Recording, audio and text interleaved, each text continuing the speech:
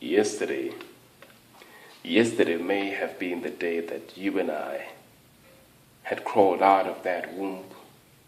Tomorrow the day that you and our flesh would be crowned with essence of decomposure 6 feet beneath that stone tomb.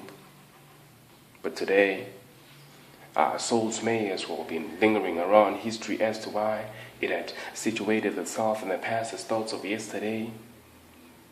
Yesterday in this sense has tussled for our leaders had fought for our freedom in search of this missing piece to complete the nowadays puzzles, yes.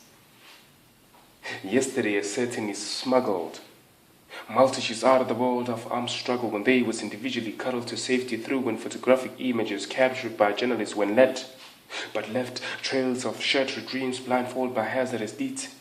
In restriction of the eye's defensive mechanism to blink voluntarily when danger was oh so coming, yes, oh so coming. Yesterday more humming than predicts the simplicity of packaging, words chanting rhythmic riddles, the reality said to sprinkle bits of eternity. From the source, the singularity of each moment in order to gain popularity above the burning globes, hopping and trotting down the burning globes, light on intent of slithery darkness, hopping and trotting. Bored or so boring, for I have tasted the weight of my sweat so sweet at the pinnacle of pleasure, and all else is bland and petty as yesterday, my recent past.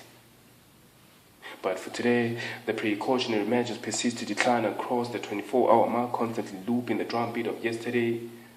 My Africans? Oh yes, my yesterday. Yes, less intense, not worth the troubles of yesterday. Completely on a different level. Because yesterday has never been a dream, for I'm still craving for it as thoughts of yesterday. Dungeon Specs, Iris Sounds, 40 Mars Perspective, Madiba, Nelson Mandela. Rest in peace.